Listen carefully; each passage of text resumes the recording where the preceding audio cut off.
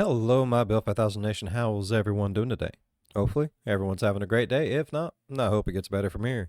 We are back with a new MrBallen video. This one is titled Body Snatching Forest Creatures, Internet's Deepest Rabbit Hole.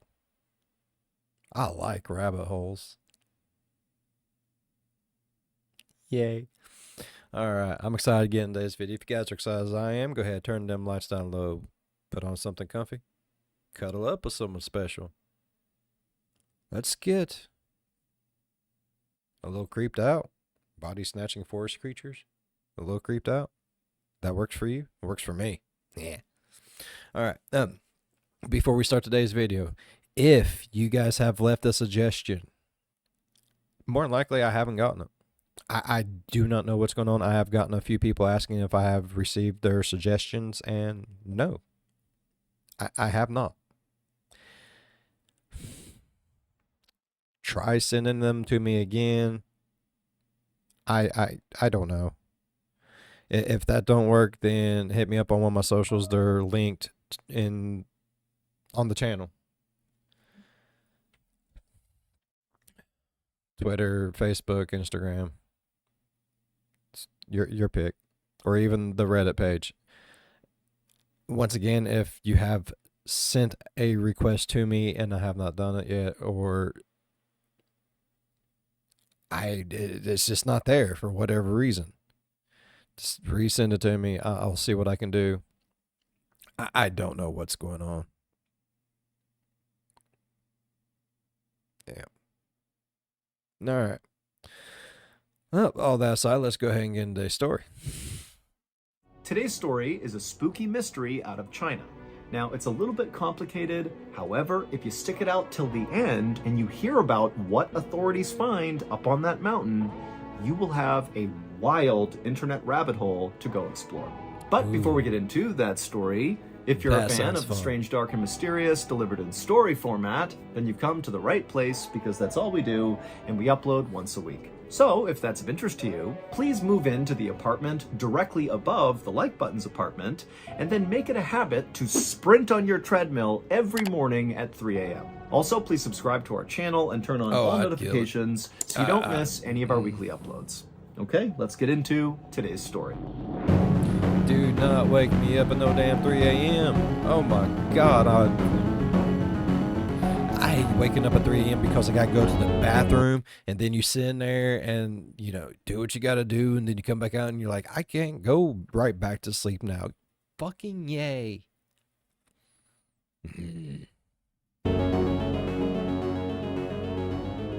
At 5 a.m. on September 30th, 2008, a 61-year-old man named Xian Tiesheng finished getting dressed inside of the bedroom that he shared with his wife in the city of Beijing, China.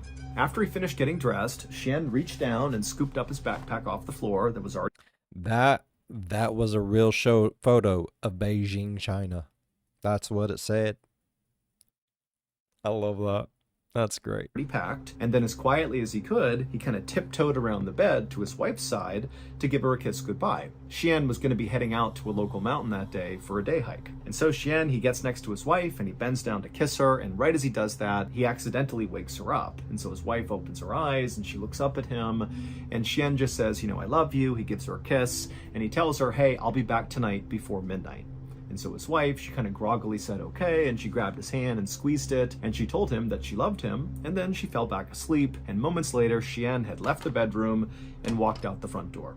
Xian's home was only a couple of blocks away from the train station, and since he needed to ride a train and then also a bus to get to this local mountain that was about an hour-and-a-half journey away, the train station was his first stop. And so Xian, as he walked towards the station, he was all smiles. I mean, he was really excited about this day. So Xian was retired, but he had spent his whole life teaching geography at Beijing No. 5 Middle School. Gotcha. He was a very passionate teacher, but the thing he was most passionate about, that he routinely really pushed on his students, in some ways more than geography, was his love of nature. In fact, Xian loved nature so much that when he was not teaching, he basically spent all of his off time out in nature going for hikes. I mean, that was his thing. And today, Jian was especially excited about his hike because he was hiking one of his favorite trails. It was located on Mount Miaofeng, which is a mountain located 30 miles to the northwest of where Jian lived. And this mountain was quite famous because of all the sacred and ancient temples that kind of dotted the mountain all over the place.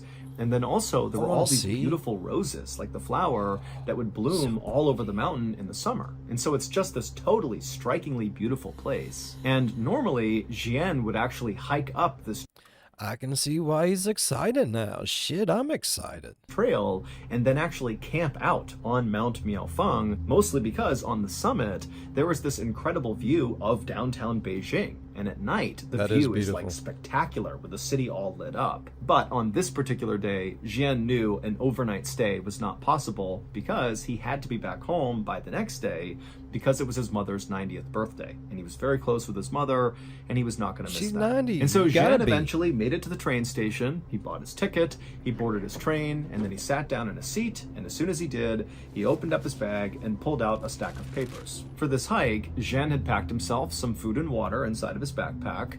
He also packed a newspaper called the Beijing Youth Daily, and he brought along his diary. But his diary was a little bit unique. Jian, because he loved nature so much and didn't like the idea of wasting anything, what he would do when he was a teacher at Beijing No. 5 Middle School, he would just take scrap paper and start writing on that. And he would compile all his scrap paper into these sort of diaries that he would keep. And so the reason he did that was primarily because he was so in love with nature, he hated the idea of wasting anything. And so Jian passed the time on the train by writing in his diary. I think this man might really like nature.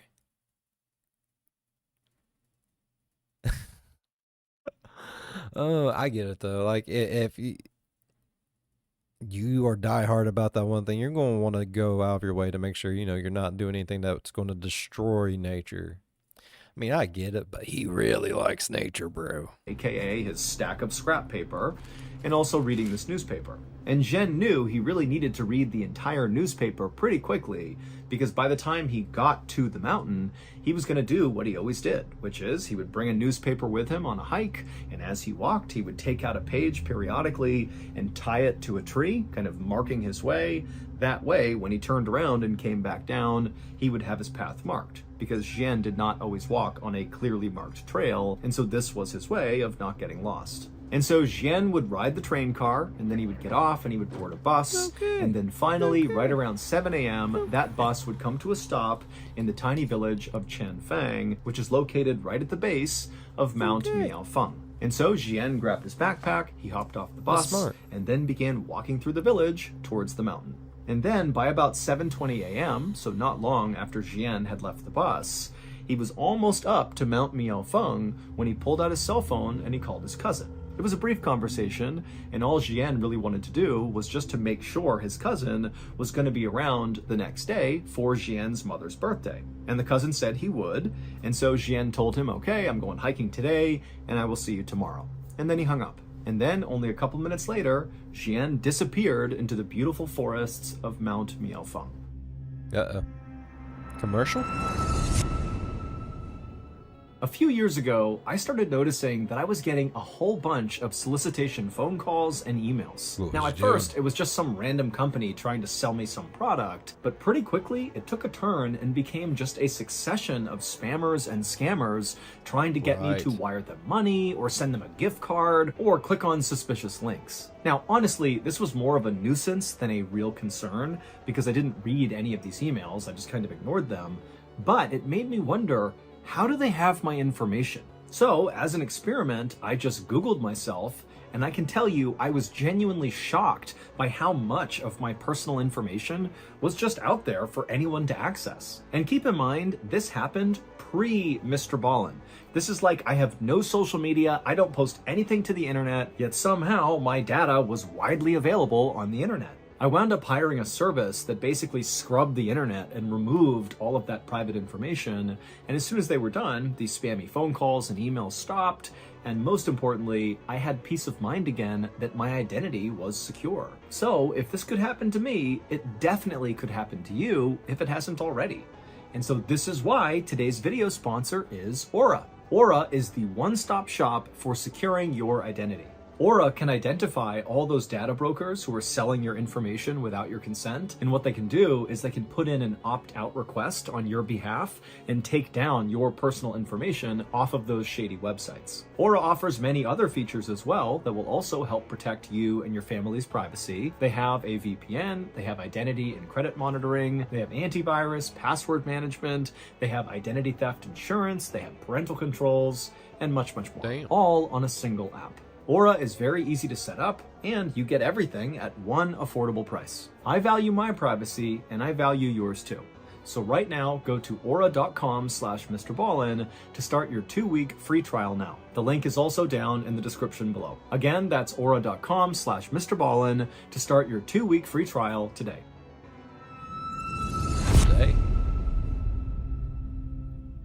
So Jian's wife did not expect to hear from Jian at any point that day because she knew he would have terrible cell phone service up on the mountain. But she did expect her husband to be home on time.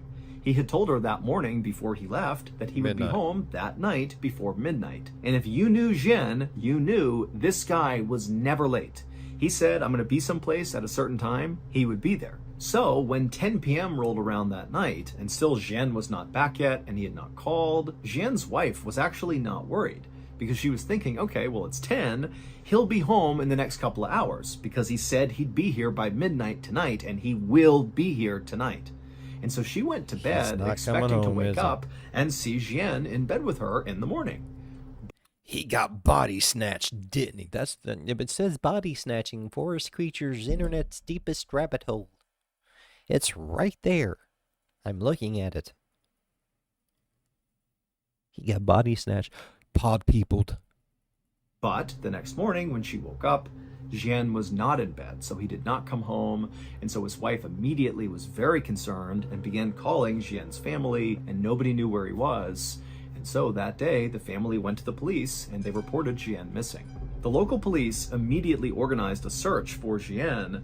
However, they knew this was going to be a very challenging search.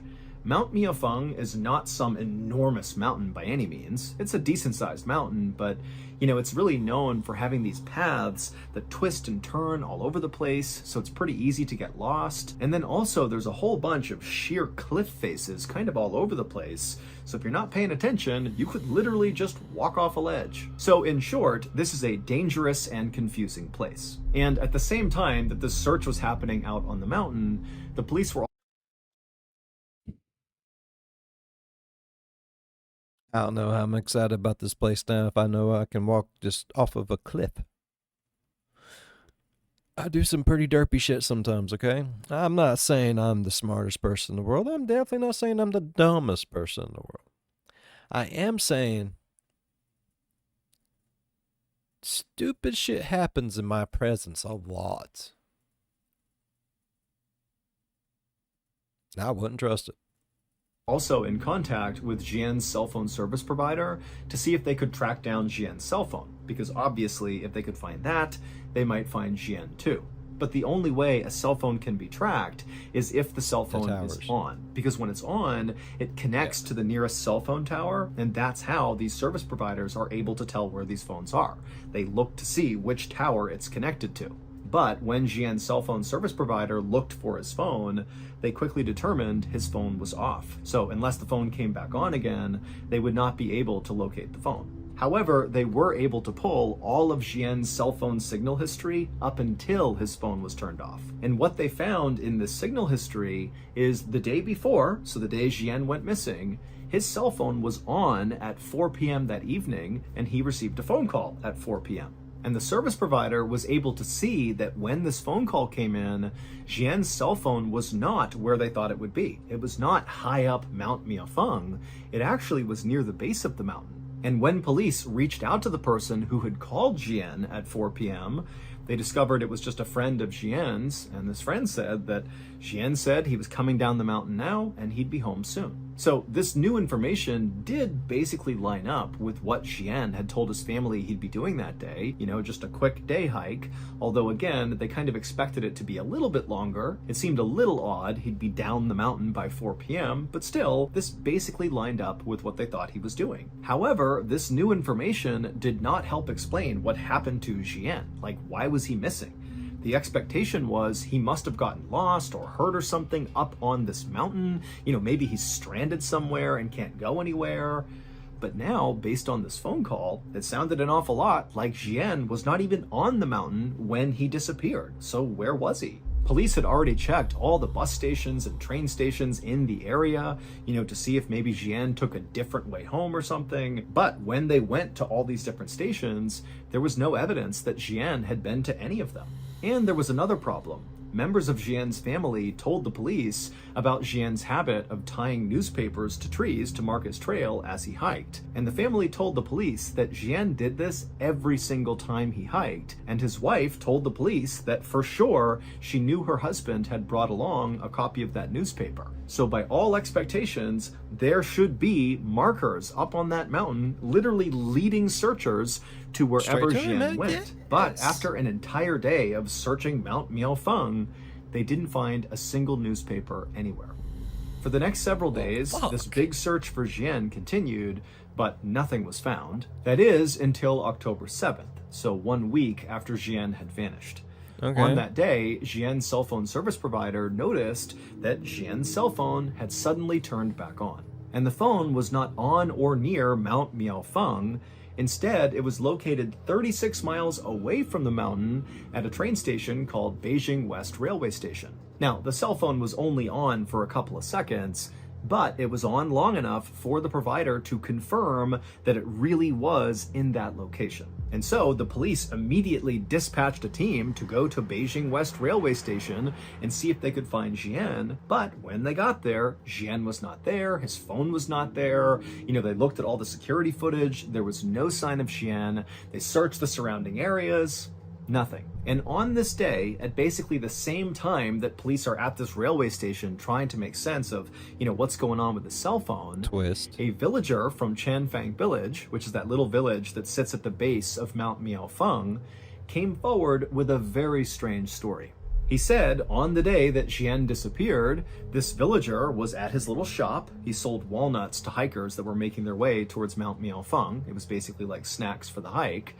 And he sees this guy walking up through the village towards the mountain, and he looked exactly like Jian, because now Jian's face was on the news and this villager had seen it, and so he felt like he had seen Jian. And so this villager said, this guy who looked exactly like Jian, he walked up and actually stopped at this villager's shop to buy some walnuts. And this villager and this man who looked like Jian, they just chatted for a few minutes. And at some point, this guy who looked like Jian, asked the villager, hey, these are great, but where else can I buy walnuts? I want to buy other types of walnuts and bring them back to my family. And so this villager was like, oh yeah, well, the best walnuts in all of Beijing are actually located about 30 miles away at the base of another mountain. It's called Tietua Mountain, and there are vendors over there who sell the best walnuts. So that's your answer right over there. And then after the villager said this, this guy who looked just like Jian, it's like everything changed for him. It's like his expression changed, his tone changed.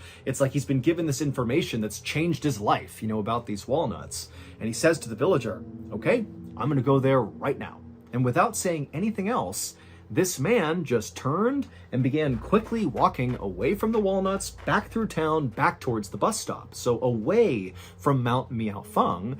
In theory, this guy is going to the bus to what? Commute 30 miles to this other mountain, Tietua Mountain, to get these walnuts? I mean, the villager does not know this guy, but even he felt like this is bizarre. Yeah, this guy comes up, he's buying. I like that better.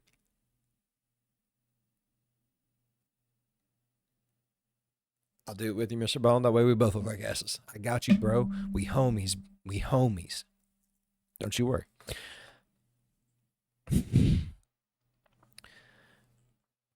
But okay, does he keep saying looks like, because the dude could be mistaken? It could just be someone who looks like him, or because he thinks that it's not him.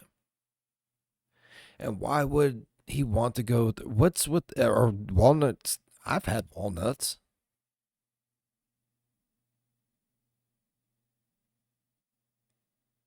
I think. Yeah, I've had walnuts. Carrot cake. Brownies. I've had walnuts. They're in like the round shell that you can put two of them in your hand and go and break them, right? Or you can have the little.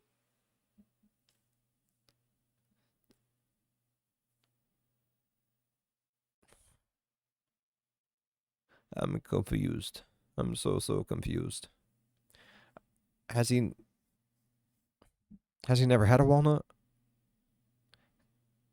Has this man never had a nut his whole life? Poor guy. Snacks to go hike Mount Miaofeng. He seems really excited about it. And I offhandedly mention these walnuts, and he's like, boom, I'm out of here. I'm going to go 30 miles to this other mountain to get these walnuts.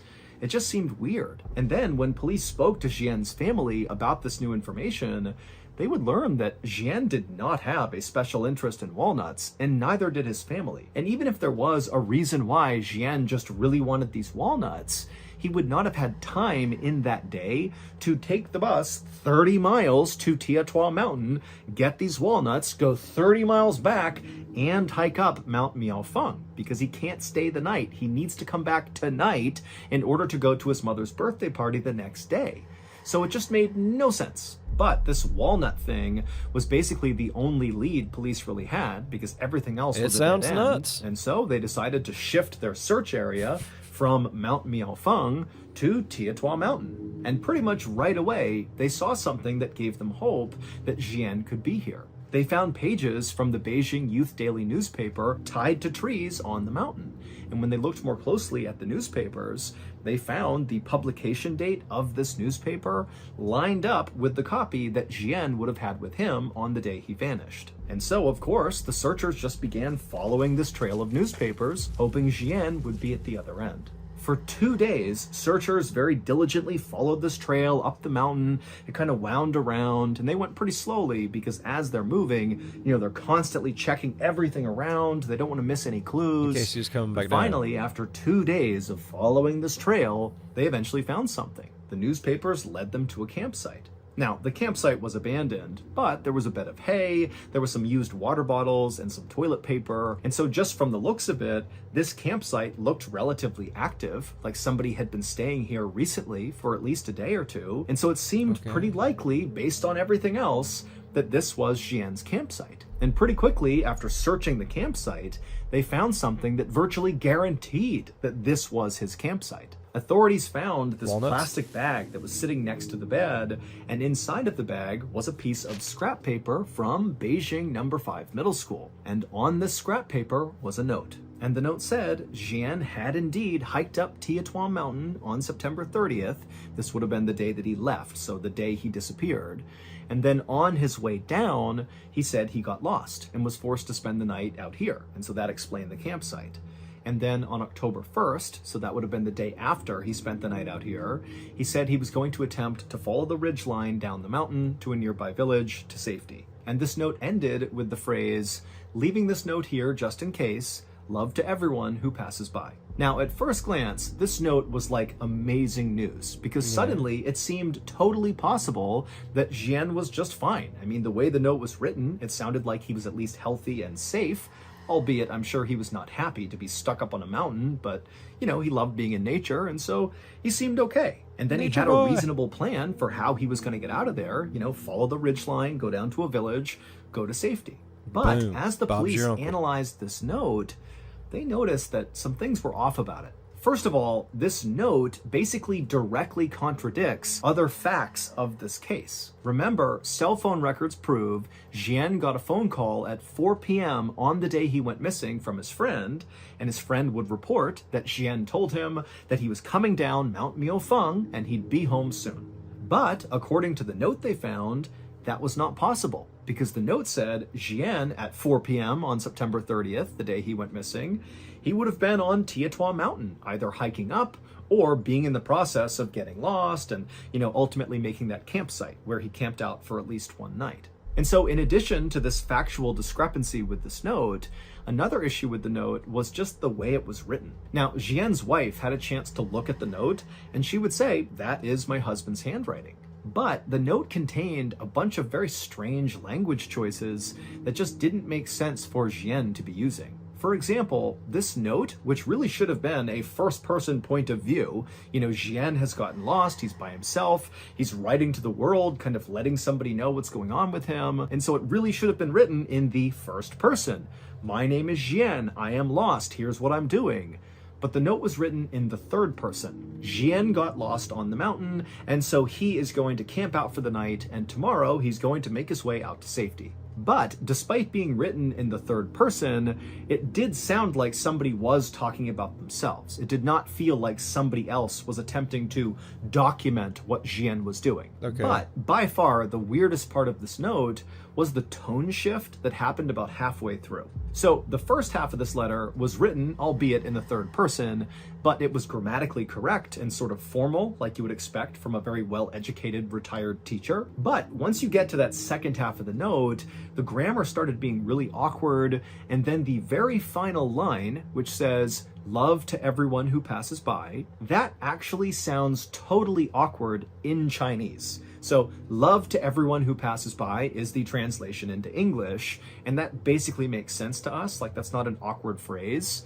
But if you put it back in Chinese, it's so awkward. It would be like if I tried to say to you, "I take the bus to work," but instead I said, "To work, take bus," right? Like I wouldn't say it that way, and it would immediately...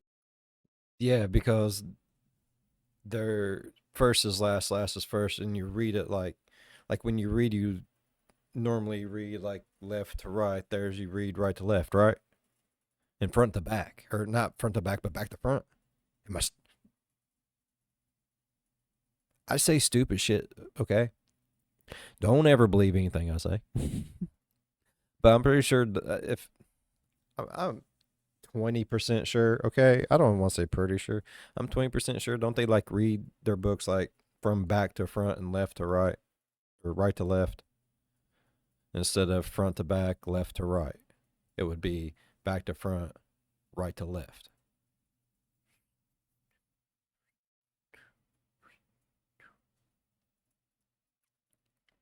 So, yeah, that would be like their grammar. No. It'd be like how I talk. Awful.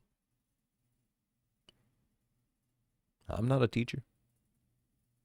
seem very awkward for anybody who knows me if I wrote or said something like that. And so this last line stood out so much that actually police and friends and family of Jian assumed he must have left that in there as like a secret message or a code, like a distress signal, especially when you consider the other weird factors around this note. But nobody could figure out what it meant. The day after this note was discovered, Like his body was writing the way it was supposed to, but his brain was thinking American.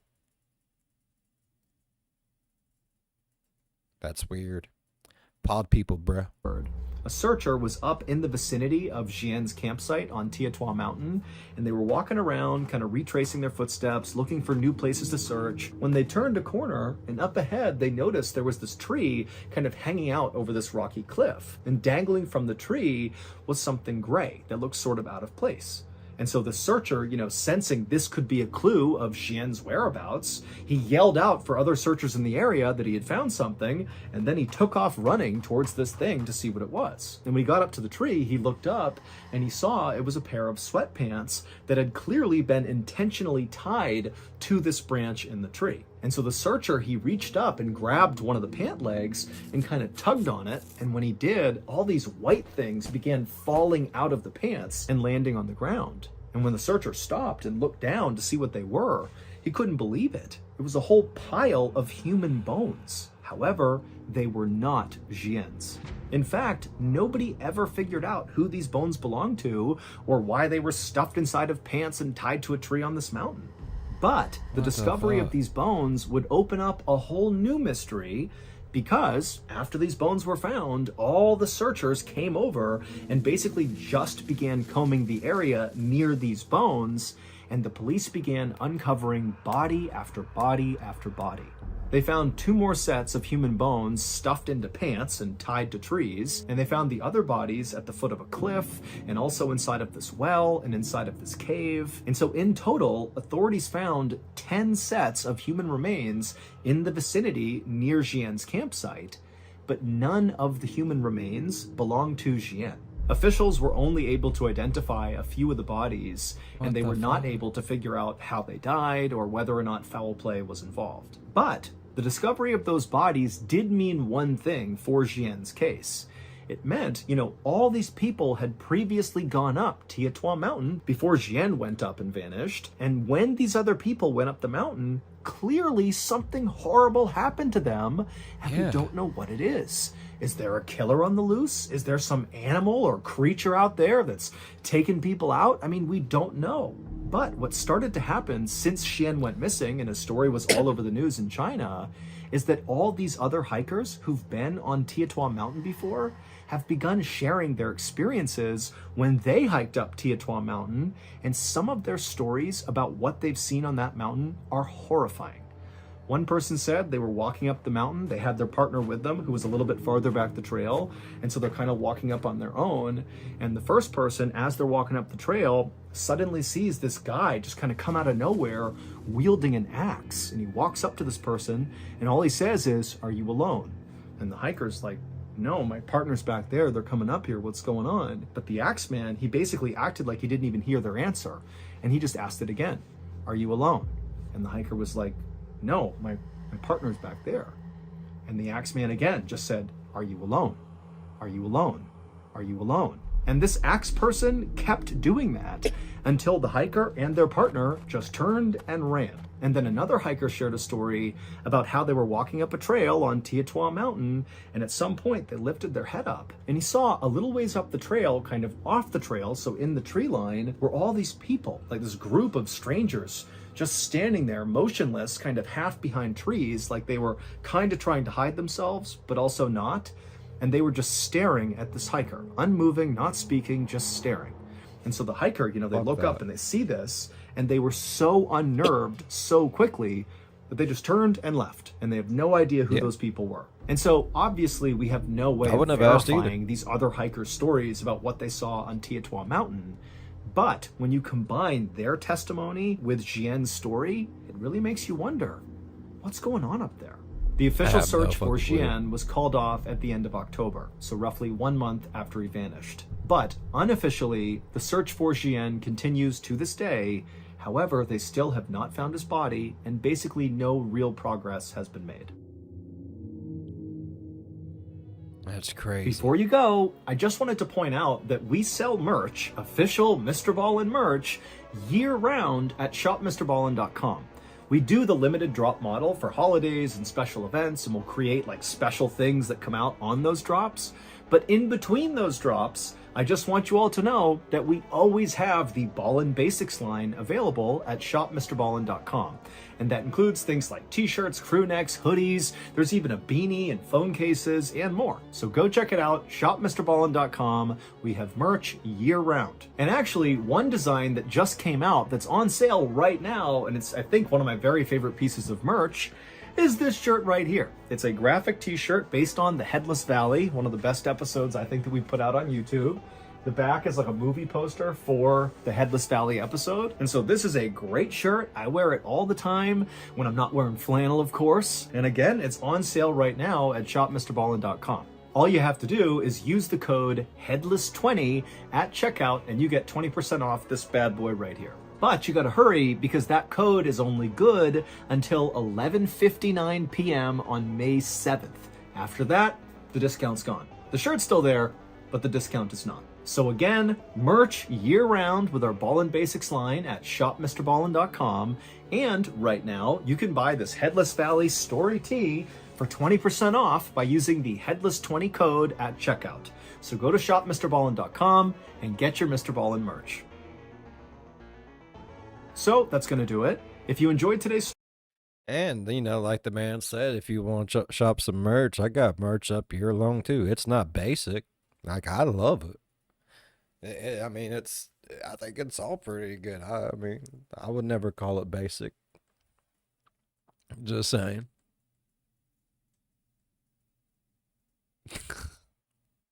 All right, I really, really did enjoy today's video. If you all enjoyed today's video as much as I did, please go down there, leave a thumbs up. It really does help the channel grow. While you're down there, going over and slap that subscribe button, become part of the Build for 1000 Nation. We do some crazy shit here, bro.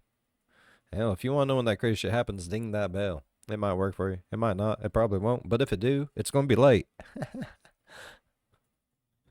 I'm not kidding. Like I've had people comments like, "You dinged me. It was like 10 minutes late, but you dinged me, bro." I was like, "Oh shit." Hey, I'm a late dinger. What can I say? First one there, last one out.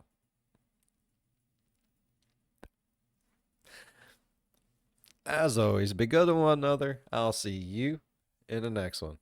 Bye bye. Damnation, MrBallen. That was a good one. I got no more. If any of y'all out there know any more, leave information in the comments, bruh.